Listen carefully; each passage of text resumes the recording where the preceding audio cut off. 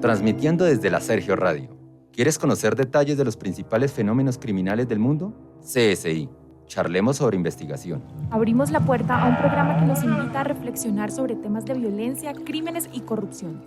Durante 60 minutos cada lunes charlaremos sobre hechos que han marcado la historia de la investigación. Navegaremos en temas de actualidad. Un espacio donde el cine y la lectura se convierten en herramientas para analizar y entender algunos de los casos más relevantes del país y del mundo. Contado por expertos, en compañía del criminólogo y penalista Luis Fernando Vélez. No te pierdas esta oportunidad. ¡Te esperamos!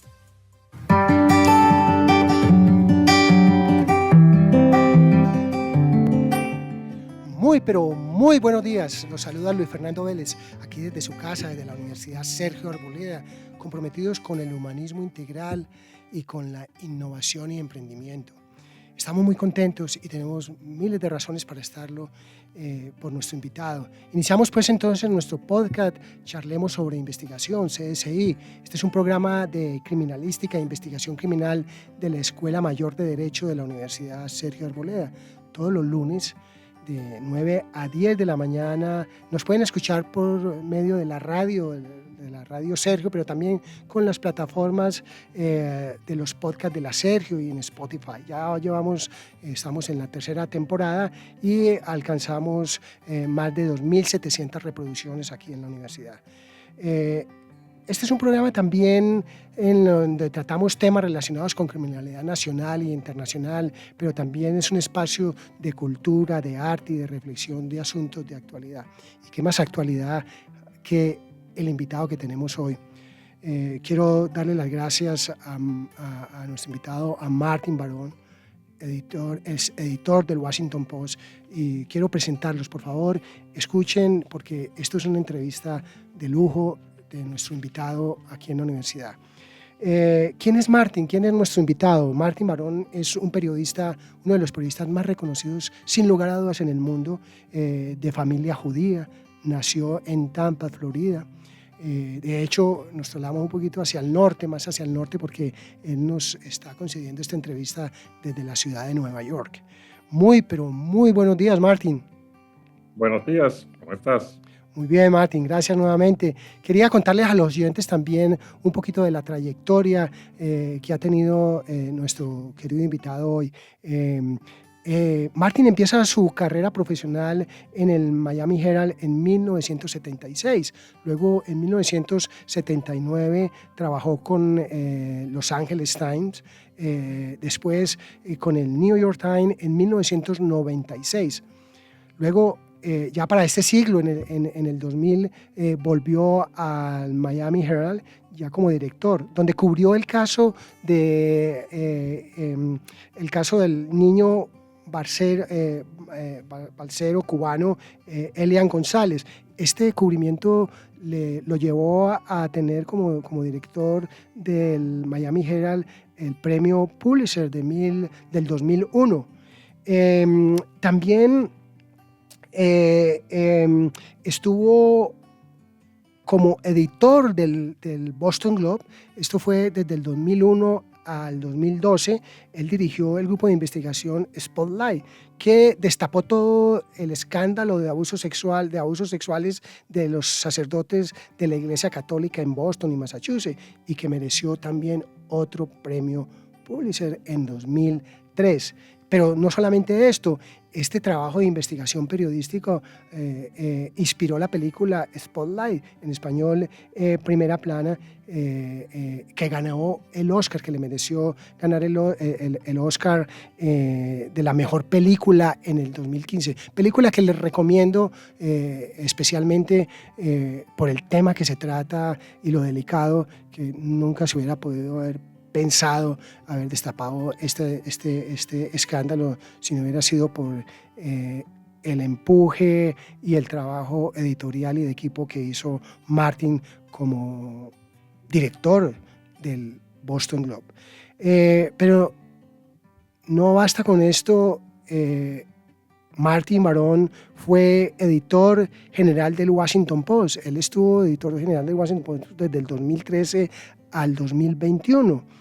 hasta que se retiró, recién retirado, ya pensionado, dirigió la transición del Washington Post, de las noticias del Washington Post, de impresa a las noticias digitales, que fue todo un proceso innovador. También la sala de redacción para esa época, durante el tiempo que él estuvo, creció, pues imaginen este dato, creció de 580 periodistas a 1000 periodistas. Ganó alrededor del Washington, con el Washington Post 11 premios Pulitzer, ganó varios premios al servicio al público por las revelaciones que hizo de las vigilancias secretas a particulares por parte de la Agencia de Seguridad Nacional, y también cubrió el asalto al Capitolio que tuvo que ver con la decisión de Trump cuando pierde las elecciones, y bueno, más adelante podemos hablar al respecto de eso. Pero no solamente se trata de premios Pulitzer, sino también en total ha ganado, bajo su dirección se han ganado 18 premios Pulitzer, y entre otros premios de reconocimiento como editor del año de la Nación Press Foundation, premio Carol Van Anden de la excelencia en periodismo, premio Herald Sachs al servicio distinguido en el periodismo y la comunicación en Massachusetts, donde tuve el privilegio de conocerlo a Martin, a nuestro querido invitado, premio Cuarto Poder, Club Nacional de Prensa, premio Goldsmith a la excelencia en la carrera periodística, mención especial de la Fundación Canadiense de Periodismo, mención nacional de la Fundación William Allen White. Además, Martin Barón es miembro de la Academia Estadounidense de Arte y Ciencia. En Colombia lo tenemos también, y gracias a él se dicta una cátedra que se llama la Cátedra del Programa de Formación de Editores. Cada un año, más o menos, cada año está visitándonos a nosotros, de la Fundación Conectas, dirigida por nuestro amigo Carlos Eduardo Huertas, que lleva su nombre. Esta cátedra se llama Cátedra Martin Barón. Martin, hoy nuestro amigo, nuestro invitado especial de la Universidad Sergio Arboleda. Quiero aprovechar también para darle las gracias en el máster a Jesús Pineda. Jesús, muchísimas gracias. Es a usted que podemos hacer esta magia de la tecnología. Muchas gracias en el máster. Bueno, es un gran placer estar aquí y estoy dispuesto a responder a cualquier pregunta que tengas. Gracias, Martin. Pues bueno, queremos recibirlo de verdad con esta canción. Gracias a la vida que me ha dado tanto, me dio dos luceros que cuando los abro perfecto distingo lo negro del blanco, y en el alto cielo su fondo estrellado, y en las multitudes el hombre que yo amo. Martin, Sí, señor. empezamos con esta canción. Yo solamente quisiera preguntarle ¿qué nos puede hablar sobre esta canción? ¿Qué le trae esta canción? Y poderle explicar al público, a nuestros oyentes, tanto a nivel nacional e internacional, por qué iniciamos escuchando la canción de Mercedes Sosa, una canción escrita por la chilena Violeta Parra e interpretada, como les dije, Mercedes Sosa. Sí, bueno, me gusta la canción mucho porque, bueno, en primer lugar, porque me encanta la voz de Mercedes Sosa, y en segundo lugar, porque, bueno, es una canción fundamentalmente optimista y me pone a pensar en las buenas cosas que conlleva estar vivo. Y en tiempos difíciles es útil y yo creo que es saludable pensar en las bendiciones que tenemos. Qué bueno, eso es gratitud y eso es algo bien importante en la vida, gracias a la vida. Y gracias a la vida de poderte tener aquí, Martin, y hablando de esto, cuéntenos cómo llegas a hablar tan bien el español y cuál ha sido ese contacto con la comunidad latina en los Estados Unidos. Bueno, en los años 90 estaba trabajando para el Los Angeles Times. Obviamente había una gran población de hispanohablantes allí. Había habido una gran ola de inmigración a los Estados Unidos. Y como periodista yo sentía la necesidad de aprender el idioma y comunicarme con un gran porcentaje de la gente ahí. Tener la posibilidad de escuchar las emisoras de radio, de ver los programas de noticias en la televisión y comunicarme con gente en cada rincón de la comunidad. Entonces empecé a estudiar y después de un año yo fui a México para estudiar. Me quedé con una familia en México por un mes y bueno, el año siguiente yo fui a Guatemala para estudiar en el pueblo de Antigua. El año siguiente yo fui a Costa Rica. Y he viajado mucho y he seguido tomando clases en los Estados Unidos. Y ahora tomo una clase cada semana con un maestro de español en Asturias, en el norte de España. Yo fui a España cuando me hice director del Miami Herald en el año 2000. Yo sentía la necesidad de estudiar con más intensidad.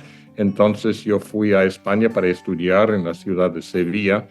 Y ahora, como te dije, sigo tomando clases de español con un maestro de español en Asturias, en el norte de España. Pues bueno, como les comentaba a nuestros oyentes, Martin tiene descendencia judía, nació en Tampa, en Florida, pero hay algo que cuando tuve el gusto de conocerlo me gustó muchísimo en Boston, y es que incluso tenía por costumbre, y perdóneme Martin que me meta en esto, pero quiero contarle a los oyentes cómo él celebraba en su casa, hacía una reunión con la comunidad latina, solamente la comunidad latina, comida latina y todas estas cosas. Así que estamos hablando con una persona que pues está muy conectado con nosotros y que ha ejercido el periodismo ya por ¿cuántos años, Martin? O ejerció el periodismo, ¿no? ¿Por cuántos años como periodista, editor y en su carrera? Periodista, bueno, como dijiste al principio del programa, empecé mi carrera profesional en el año 1976, después de graduarme de la universidad. Y bueno, había trabajado durante los veranos anteriores como pasante, pero empecé a trabajar a tiempo completo en el sur de Florida, trabajando para el Miami Herald, en una pequeña ciudad de no más de 12,000 habitantes. Bueno, y entonces ha sido una carrera bastante larga y he trabajado para 5 periódicos en diferentes lugares en los Estados Unidos.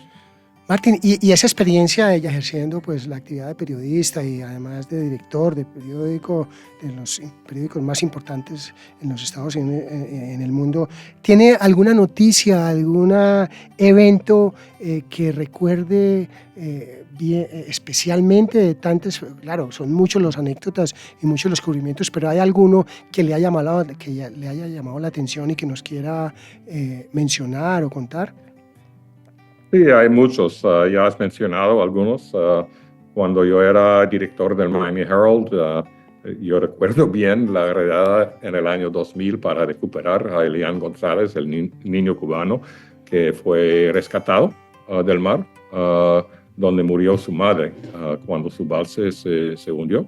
Y también, también en Miami, las elecciones presidenciales en el año 2000, que desembocaron en una crisis constitucional porque había una diferencia de no más de 537 votos entre Bush y Gore, y Bush tuvo la delantera y el Tribunal Supremo no permitió un recuento de los votos.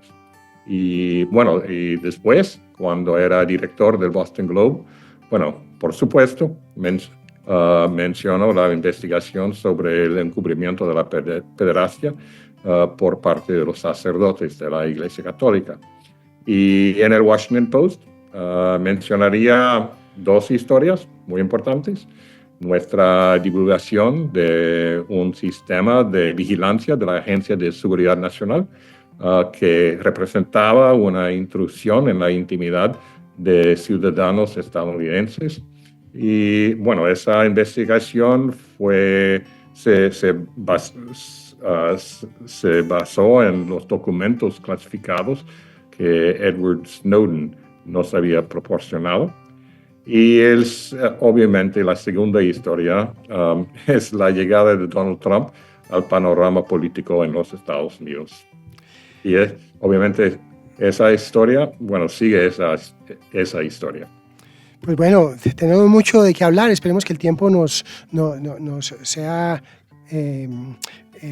favorable para nosotros, y por eso quisiera preguntarle a Martin sobre el libro. Martin Barón acaba de publicar un libro que pues bueno, tengo la fortuna de tenerlo conmigo.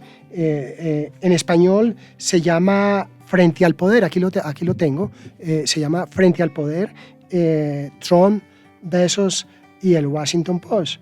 Este es un testimonio indispensable sobre las corporaciones, la política y la democracia en los Estados Unidos. En inglés el libro se consigue en Amazon y en otras distribuciones, e incluso en importantes librerías en los Estados Unidos se consigue con el nombre de Collision of Power, Trump Bezos, The Washington Post. Martin, cuéntenos cuándo, por qué decidió escribir este libro.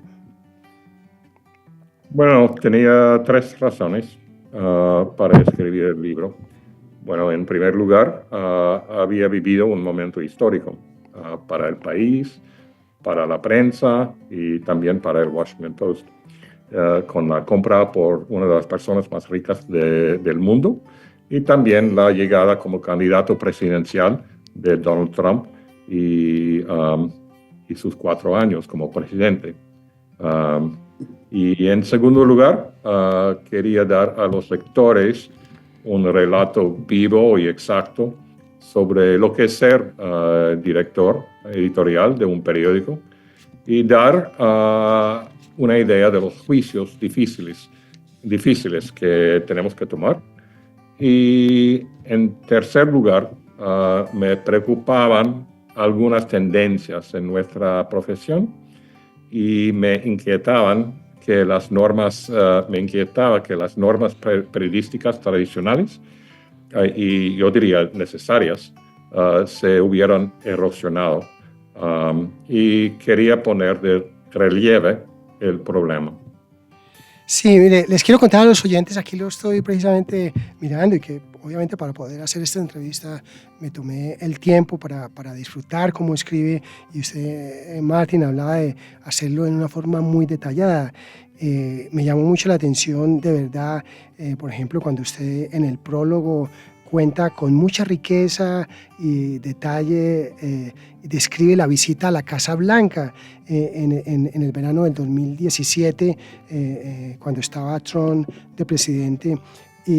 Pero esto es la parte del prólogo, pero quiero leerles así muy rápidamente algunos de los títulos de los capítulos. El primer capítulo, por ejemplo, aprovecha la oportunidad. El segundo capítulo, alto secreto. El otro, cambio del régimen, un periódico valiente, comienza el espectáculo, no te preocupes por mí, el enigma ruso, la democracia muere en la oscuridad.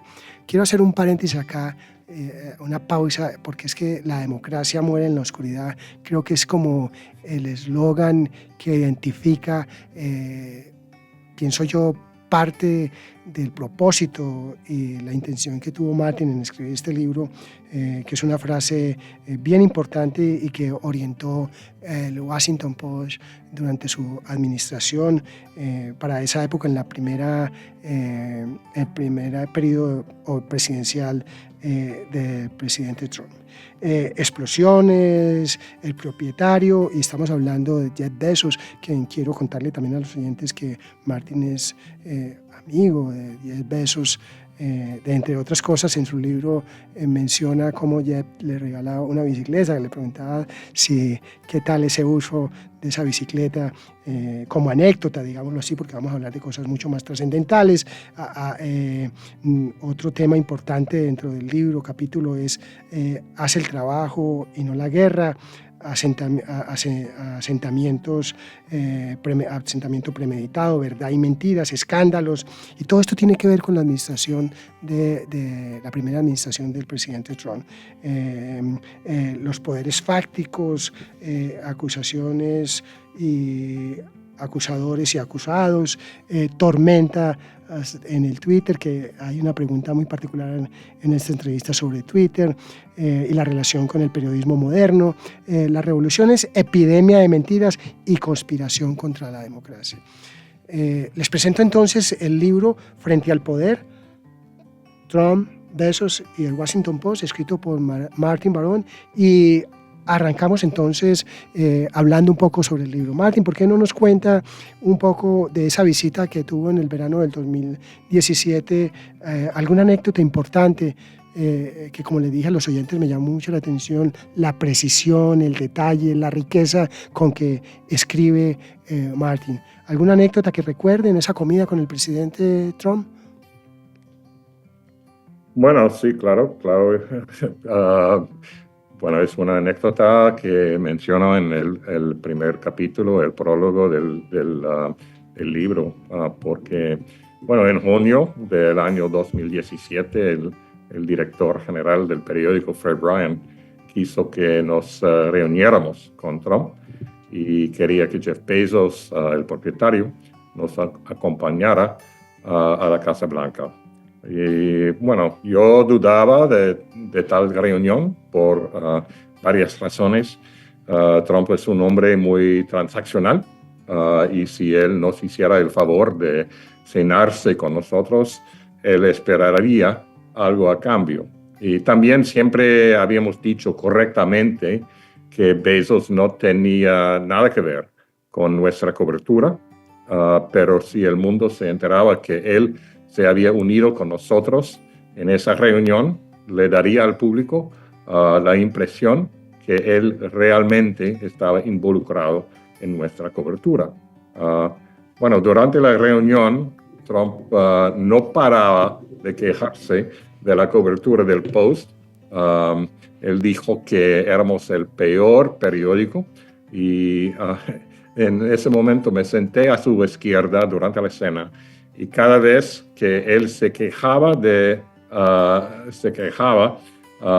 él me daba un codazo. Y tenía el deseo de darle lo mismo, pero obviamente no lo hizo. Y bueno, durante los días siguientes, él llamó a Bezos para animarle para que se entrometiera en la cobertura del Washington Post, para hacerla más justa. Es decir, la justa fue la palabra que él utilizó. Y Bezos le dijo que nunca se había entrometido en la cobertura y si lo hiciera, lamentaría esa decisión el resto de su vida.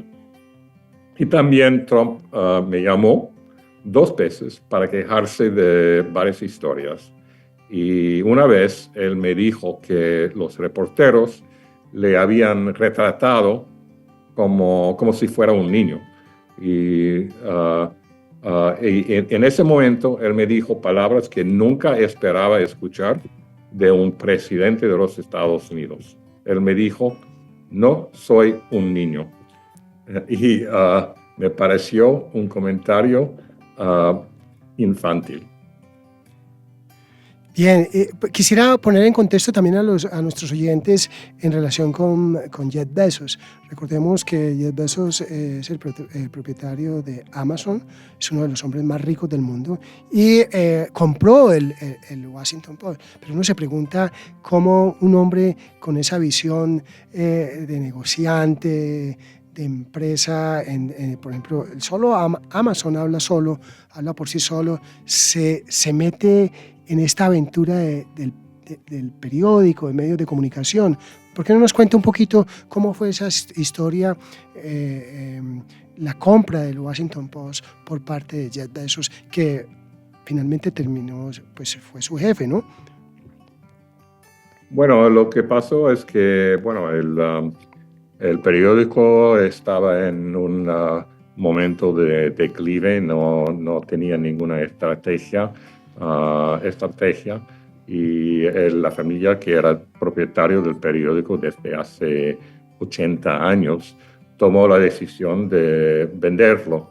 Y bueno, muchas personas habían concluido que el Washington Post iba a seguir en declive, pero cuando Bezos lo compró, como te dije, no había ninguna estrategia para dar la vuelta a la empresa. Pero él tenía una visión. Él veía una oportunidad para convertir el periódico en un medio nacional y global. Y por varias razones. Porque teníamos nuestra sede en la capital del país y porque teníamos el nombre del Washington Post que pudiéramos aprovecharnos para un público nacional y global, y porque el Post tenía una tradición de arrojar la luz sobre nuestro gobierno y desempeñaba un papel esencial en nuestra democracia. Y también él dijo que en la época digital teníamos la oportunidad de difundir nuestros informes sin la carga de entregar un periódico impreso. Y él invirtió su dinero con la vista puesta en el futuro a largo plazo. Y afortunadamente nuestras iniciativas tuvieron mucho éxito. Pues sí, no se equivocó, porque como lo dijimos inicialmente, el Washington Post antes de la llegada de Martin, primero se supo rodear y tuvo a Martin Barón como editor ejecutivo del Washington Post, y como lo dijimos inicialmente, pues casi duplicó el número de periodistas para esa época, en un momento donde, como lo decía Martin, pues los periódicos estaban en crisis, aparece todo el manejo de las redes sociales y demás, y fue un riesgo. Podríamos decir, Martin, entonces, que Jeff Bezos fue un visionario al comprar el Post y aprovechó una oportunidad donde todos veían una crisis. ¿Podríamos afirmar eso? Yo creo que sí, que él era un visionario con respecto al Post, era un visionario con respecto a su propia empresa Amazon, obviamente. Es una empresa que ha crecido mucho. Y bueno, él veía oportunidades en el Washington Post que nosotros en el Post no veíamos. Y el propietario anterior, la familia Graham, que era propietario del periódico, no tenía ninguna estrategia para dar la vuelta a la empresa. Y por eso la familia vendió el periódico, y obviamente Bezos tenía experiencia con la tecnología, un elemento muy importante en nuestro campo ahora, y también él entendía bien los hábitos de los consumidores bueno, el periódico tiene consumidores también, consumidores de información.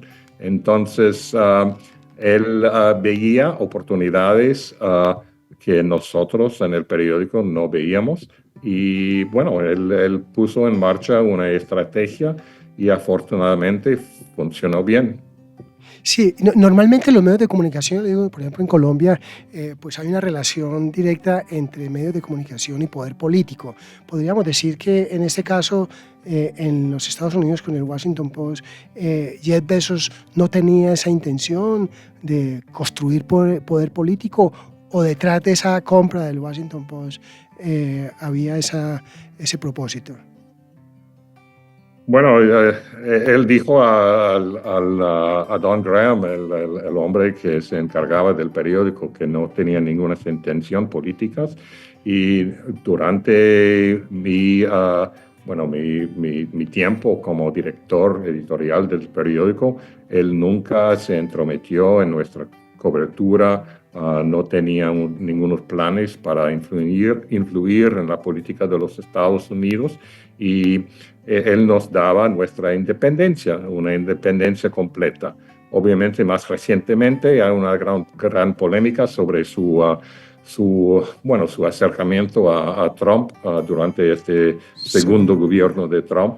Y yo me he quejado de su acercamiento a Trump y algunos cambios en la política. Sin embargo, yo debería decir que él todavía no ha entremetido en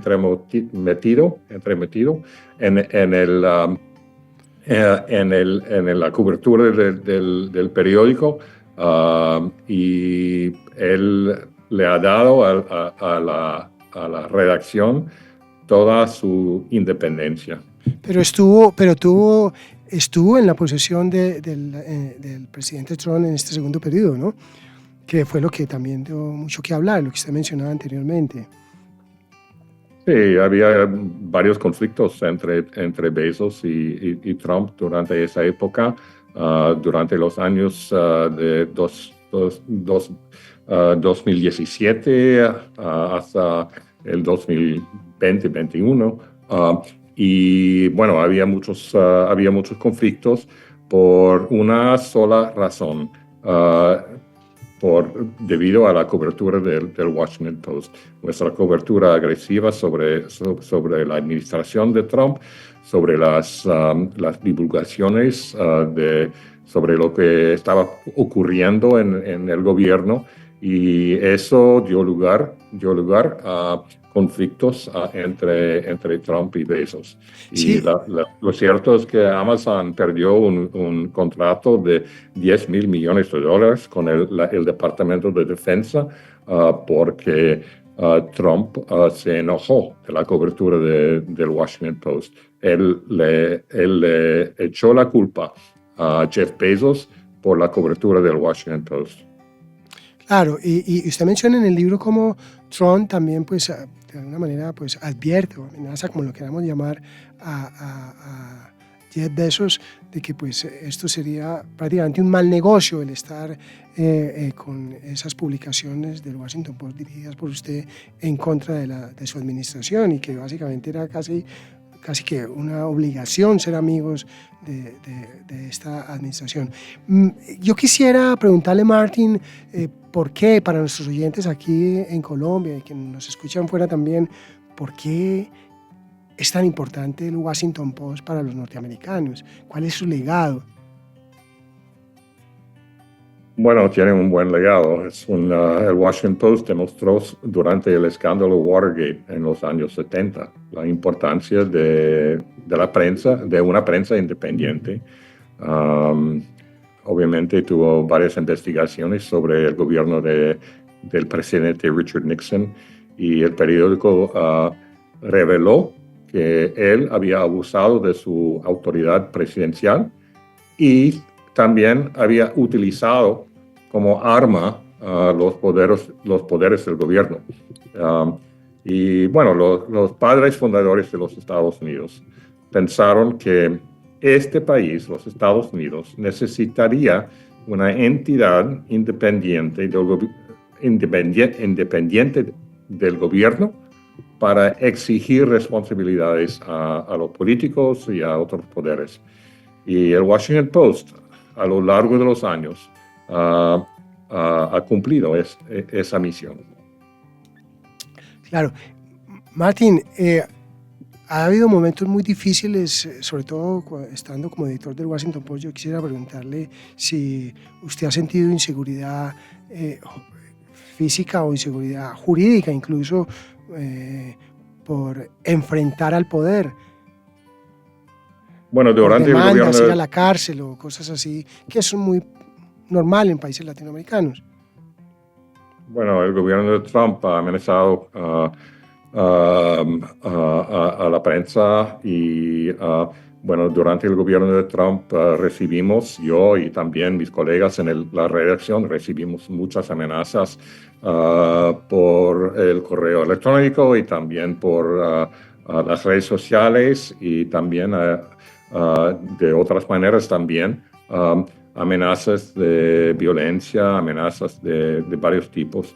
Y bueno, fue un resultado del ambiente de esa época y desafortunadamente los periodistas estadounidenses y también los periodistas en el Washington Post ellos siguen recibiendo esos tipos de amenazas. Son personas... Bueno, personas inspiradas, es la palabra, inspiradas o incitadas por Trump. Y bueno, es el ambiente actual en nuestro país. Sí, pero por ejemplo, enfrentarse uno como periodista a la Agencia de Seguridad Nacional de los Estados Unidos, me imagino que usted lo menciona en el libro, que frente a eso, muchas amenazas de ir a la cárcel, ¿no sintió miedo en ese sentido? ¿Aún lo siente? Si es que lo sintió.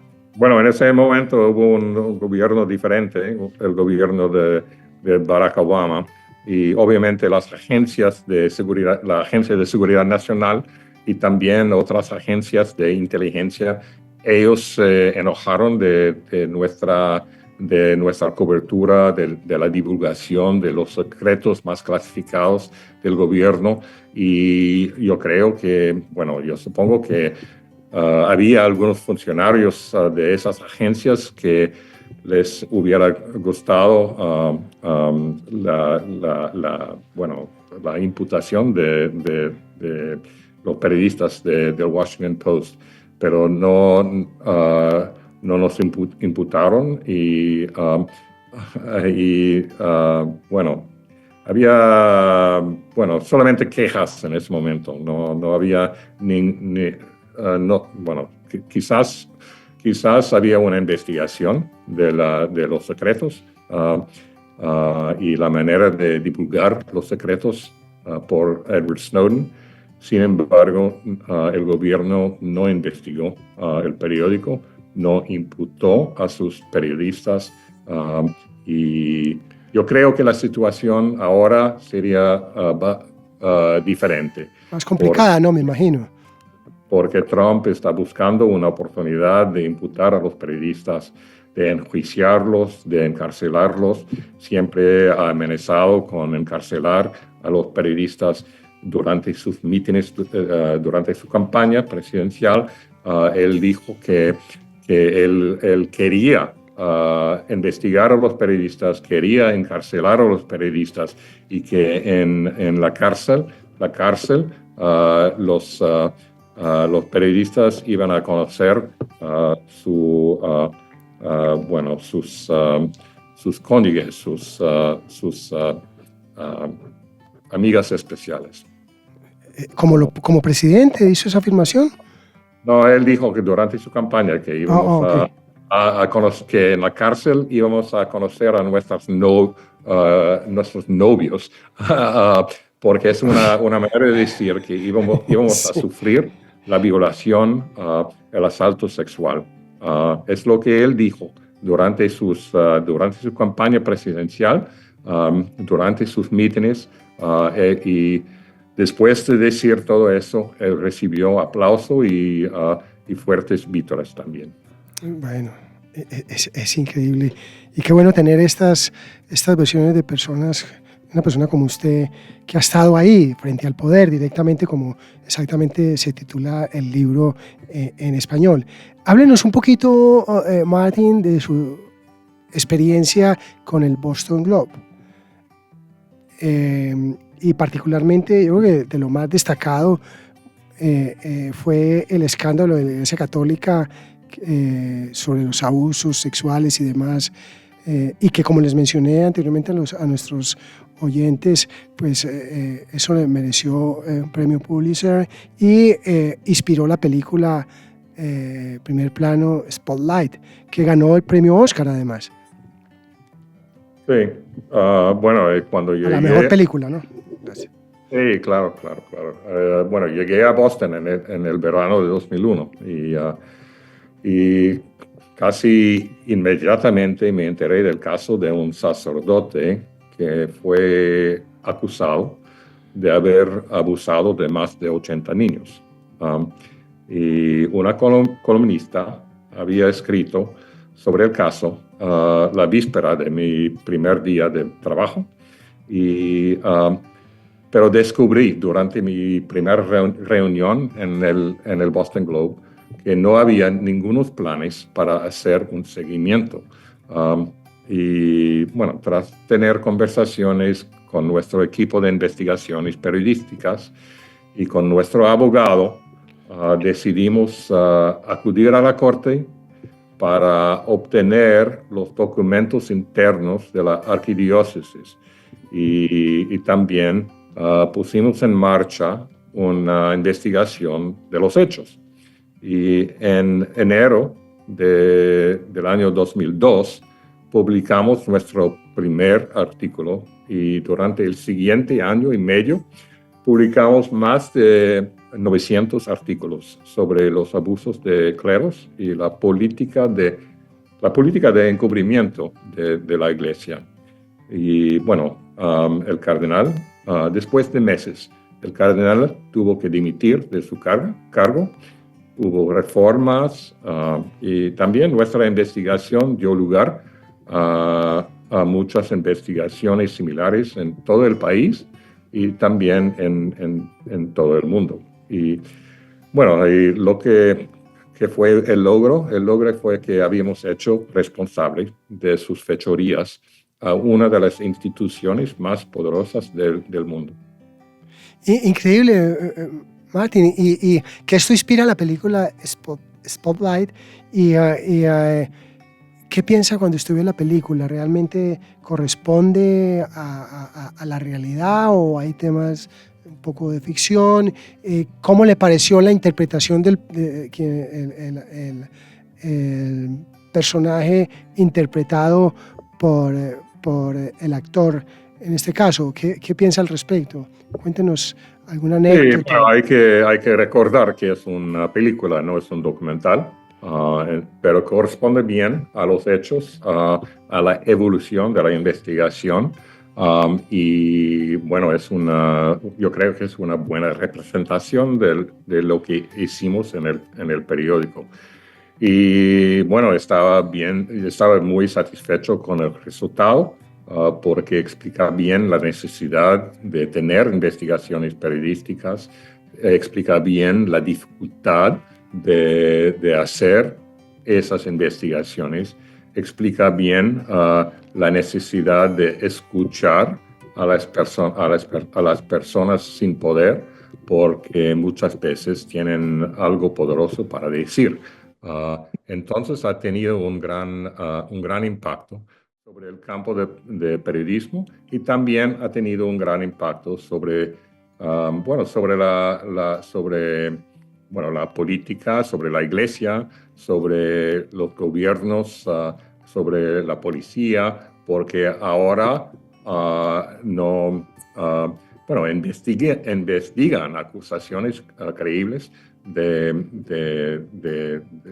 los abusos de sacerdotes y también hacen investigaciones profundas cuando hay acusaciones a otras instituciones importantes.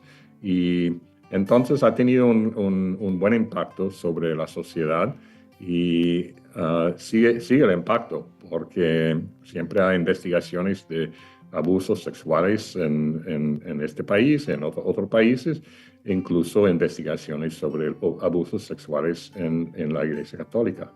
Yo me imagino que no fue fácil, digamos, la presión social, porque, pues, como sabemos, Martin es de origen judío y que una persona de origen judío venga a escarbar de la manera como se escarbó y destapar todas esas verdades a la Iglesia Católica, sumándole de que Boston es muy católico, ¿no? En su origen incluso político y demás, pues una sociedad tan católica. ¿Cómo lo recibieron a usted? ¿Qué dificultades se presentaban para esa época? Bueno, no estaba pensando en la reacción de la comunidad, estaba pensando en nuestras responsabilidades como periodistas cuando hay pruebas creíbles de mala conducta por parte de personas poderosas. Yo creo que tenemos la obligación de desenterrar los hechos, de investigar, y cuando hay un escándalo tenemos la obligación de destaparlo. Y entonces, bueno, es verdad que la Iglesia Católica era la institución más poderosa en la región de Nueva Inglaterra, donde se coloca la ciudad de Boston. Y obviamente, bueno, es verdad que... La familia Kennedy, perdone que lo interrumpa, la familia Kennedy también, que le da mucha posesión, sí, claro. digamos. Sí, claro. Y bueno, la mayor parte de los ciudadanos son católicos. Sin embargo, como te dije, estaba pensando en nuestra obligación periodística, en nuestra responsabilidad, y tenemos la obligación de pedir cuentas a los poderes. Y bueno, había pruebas creíbles de mala conducta por parte de ese sacerdote que fue acusado de haber abusado de más de 80 niños, que el cardenal en la arquidiócesis sabía de los abusos, pero no hacía nada sin reasignar a ese sacerdote a otra parroquia. Y ese sacerdote seguía abusando de los niños. Y entonces fue un gran escándalo, porque la Iglesia Católica, como, bueno, una escuela o otra institución religiosa, tiene la obligación de cuidar a los niños a su cargo. Y entonces, como periodistas, teníamos la obligación de investigar y divulgar los hechos. Claro, pero no fue el cardenal Law, si no estoy mal. Pero hubo más padres involucrados, ¿no? O sea, el cardenal Law fue quien trasladaba a los sacerdotes a otros sitios, pero fueron muchos más. No sé cuánto sería la cifra de sacerdotes o de víctimas involucradas, que de hecho también es una recomendación para aprovechar el libro. Me acuerdo. Sí, sí, como cardenal. Ahora, quisiera preguntarle una anécdota, y es cómo se sintió viendo la película ganadora del Oscar, viendo al actor que lo representaba. Bueno, me sentía bien. Bueno, él me interpretaba bien. Lo que dicen mucha gente. Bueno, mis amigos dicen que no representó mi sentido de humor. Bueno, afortunadamente dicen que tengo un sentido de humor, pero no tenía Lo cierto es que en esa época no fue un buen momento. Bueno, habíamos empezado nuestra investigación, fue una investigación muy seria, y también 6 semanas después de mi llegada a Boston, hubo el ataque de 9/11, el 9/11 de 2001. Y bueno, fue un ataque muy grave, y 3,000 personas murieron en ese ataque. Los dos aviones que chocaron con las Torres Gemelas en Nueva York, ellos habían salido del aeropuerto de Boston. Y entonces fue un momento muy grave para el país. Y yo creo que yo no había demostrado mostrado un sentido de humor en ese momento. Entonces, la película relata la historia de ese capítulo en mi vida. Qué bueno, pero mire, algo que sí se pudo demostrar y es que con esta investigación y a través del Boston Globe, y es que en la Iglesia Católica no hay vacas sagradas, ¿no? Que usted lo dice en el libro, ¿no? No hay vacas sagradas, o sea... no hay vacas sagradas. No hay vacas sagradas, sí. Lo que yo creo que no hay vacas sagradas, ninguna vacas sagradas. Tenemos la obligación de pedir cuentas a los poderes, a los políticos, los funcionarios gubernamentales, las personas que influyen en la política del país.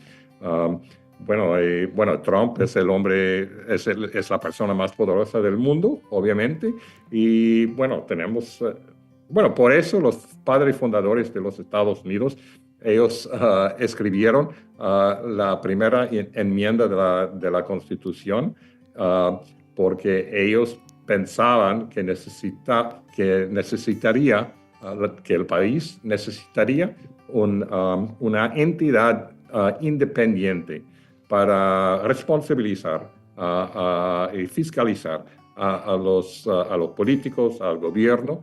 Y el autor principal de la primera enmienda era James Madison, y él dijo que necesitábamos la primera enmienda porque la prensa necesitaba examinar libremente los personajes públicos, a los personajes públicos y también sus medidas. Sus medidas son sus políticas. Los personajes públicos son los políticos, los funcionarios gubernamentales, las personas con poder que influyen en la política, que tienen un gran impacto, que repercute mucho sobre las vidas cotidianas de los ciudadanos. Y también, la palabra más importante es la palabra examinar. No somos taquígrafos, Sí. somos periodistas, es decir, que tenemos que ver bajo la superficie, tenemos que examinar, tenemos que investigar. Bien interesante, porque es que yo siempre me he planteado también como criminólogo el papel de la prensa, sobre todo en Latinoamérica, que hay un papel que es de reportar los hechos y lo que está ocurriendo, la descripción de los hechos, pero el que yo admiro realmente es el periodismo investigativo, que me parece muy interesante en Latinoamérica y lo que usted ha hecho también en los Estados Unidos, pero en Latinoamérica particularmente por ser una de las regiones más peligrosas para ejercer el periodismo. Ejercer ese tipo de periodismo investigativo implica unas condiciones diferentes al periodismo simplemente, o no simplemente, pero informativo, muy respetuoso, porque yo pienso también que es necesario contar con un equipo dispuesto para ello y la parte económica no influye mucho para mantener un equipo y hacer una noticia que después sea destapar un escándalo enorme. Eso no es tan fácil. ¿Cuál ha sido su experiencia en ese sentido? ¿O cuál es el mensaje que mandaría a nuestros periodistas en Colombia para que mantengamos frente al poder, como lo dice usted en su libro, como titula su libro precisamente? Bueno, yo creo que la mayor parte de la mayoría de los ciudadanos apoya a la democracia, y lo cierto es que no existe ninguna democracia sin la libertad de expresión, la libertad de la prensa.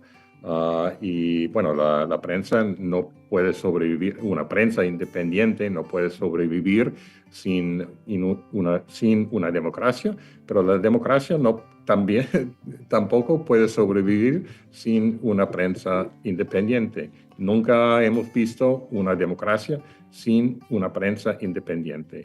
Y es necesario tener una entidad independiente que tiene los recursos para investigar los hechos.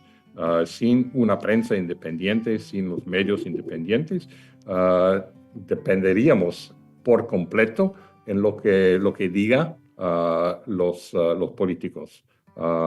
Y bueno, por eso tenemos por eso las democracias tienen una prensa independiente. Es necesario.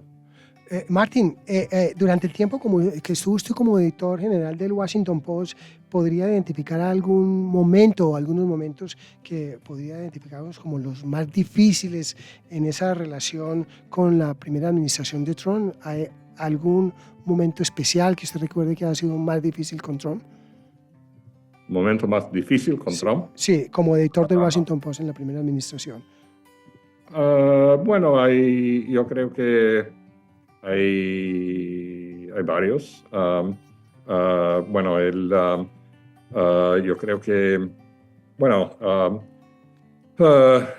no puedo identificar un solo momento difícil porque todos los momentos lo fueron. Trump nos atacaba constantemente y nuestro propietario Jeff Bezos siempre era un blanco de sus ataques por una sola razón, nuestra cobertura de Trump. Y el presidente Trump nos acusaba de difundir noticias falsas y por ser un supuesto lobista de Amazon. Y desgraciadamente nuestros periodistas soportaban amenazas, como dijiste antes, amenazas diariamente, y tuvimos que reforzar la seguridad de la oficina y también de la seguridad de nuestro personal. Pero habla de seguridad de escoltas o chalecos o carros blindados, o ¿a qué tipo de seguridad? No chalecos. Sin embargo, bueno, seguridad en su casa y más seguridad en la oficina. Ellos tuvimos que cambiar nuestra ruta para llegar a la oficina. También, nuestro equipo de seguridad hacía investigaciones de personas que habían amenazado a nuestros periodistas y, varias maneras de proteger al personal. Martín, hay algo que aprendí o que caí en cuenta leyendo su libro, que además usted le dedica un capítulo, y es el impacto del Twitter en el ejercicio periodístico. ¿Por qué no nos cuenta un poquito de qué manera el Twitter, o ahorita X, ha cambiado la forma de hacer periodismo en el mundo? Sí, bueno, las redes sociales han tenido un gran impacto sobre el periodismo, han tenido impactos de varias maneras. Algunos impactos buenos y algunos impactos malos, a mi parecer. Muchos periodistas utilizan las redes sociales para seguir, por ejemplo, los comentarios de expertos o políticos. Es una ventaja en ese sentido. Muchos lo han usado para dar a conocer al público su personalidad y para establecer una conexión más informal con sus lectores, oyentes y los espectadores de televisión. Y otros, por desgracia, a mi parecer, lo han usado para expresar sus propias opiniones políticas y me temo que demasiados reporteros y demasiados editores lo hayan aprovechado para participar en un tipo de activismo que ha socavado la reputación de sus propios medios de comunicación. Martín, desafortunadamente, estamos hablando con Martín Barón, el ex editor del Washington Post, uno de los periodistas más importantes del mundo, amigo y conocido, amigo de personas muy influyentes, y yo quisiera, hablando nuevamente con el libro y para terminar ya esta entrevista, después de la publicación de su libro, Frente al Poder o Collision of Power, Trump, Bezos y Washington Post, con esta segunda administración de Trump, ¿qué cree que ha cambiado? ¿Da como para otro capítulo o para otro libro? en esa relación Trump, Bezos y Washington Post? Bueno, todavía no he empezado a escribir otro libro. Sin embargo, tengo muchos pensamientos sobre el comportamiento de este gobierno de Trump. Durante la campaña de Trump amenazó con vengarse de sus enemigos políticos y ha tenido un impacto porque siempre Bezos, como te dije antes, fue percibido como enemigo político debido a la cobertura del Post. Y a juzgar por su comportamiento tras las elecciones presidenciales en 2024, parece que Bezos ha cedido a la presión de Trump. Amazon tiene muchos contratos para servicios en nube, contratos con el gobierno y también la empresa espacial de Amazon, que es una empresa llamada Blue Origin. Dependerá en gran medida de su relación con el gobierno. Y Bezos, él ya ha hecho varias cosas para, yo diría, reparar su relación con Trump. Martin, usted que ha sido una persona que ha estado con príncipes, presidentes, empresarios y los hombres más ricos del mundo como Jeff Bezos, en su opinión, ¿qué tienen en común estas personas? Es una respuesta muy corta. Escuchémosla. Tienen en común grandes egos. Grandes egos. Todos piensan mucho de sí mismos y a veces sufren de arrogancia. Ya. Bueno, muy interesante. Martin, finalmente, de los 20 capítulos que tiene su libro Frente al Poder o Collision of Power, en inglés, si tuviera que recomendar a los lectores uno de esos capítulos que fuera leído nuevamente, ¿cuál capítulo diría usted? Miren, échale ojo a este capítulo, vuelve, repáselo, léalo, que aquí hay parte clave de todo lo que yo estoy diciendo y el mensaje que yo quiero llevar. ¿Cuál sería ese capítulo?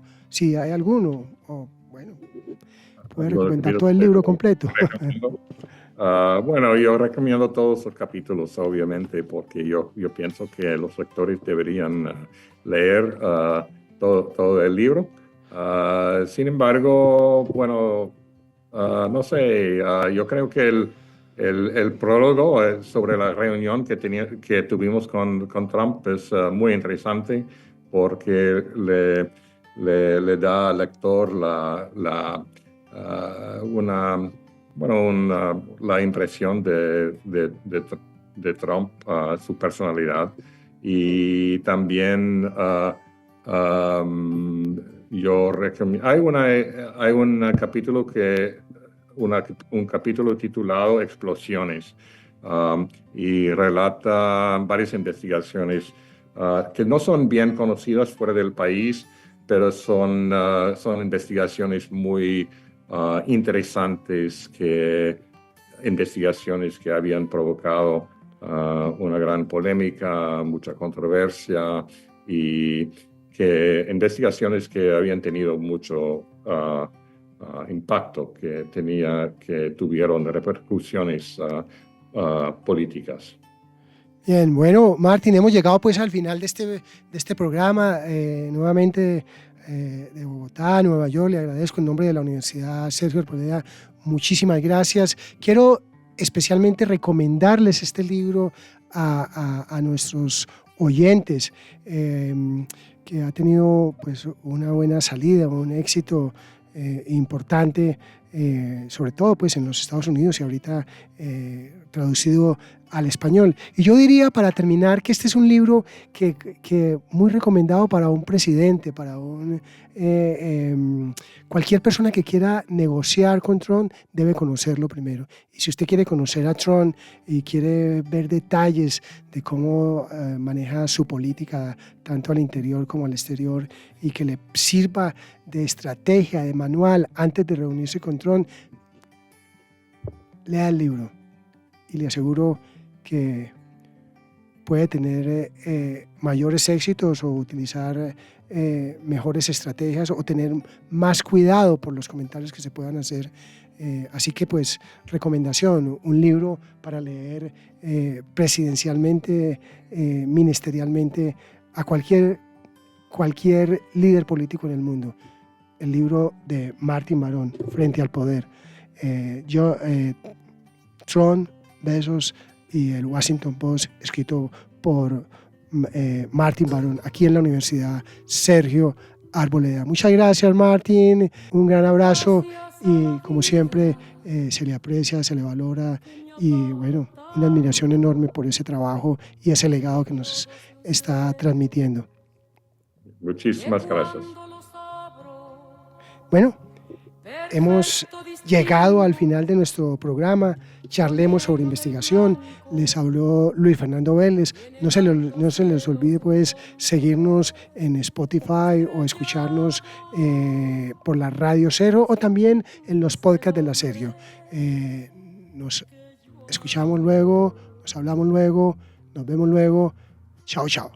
Gracias a la vida que me ha dado tanto, me ha dado el oído que en todo su ancho graba noche y días, grillos y canarios.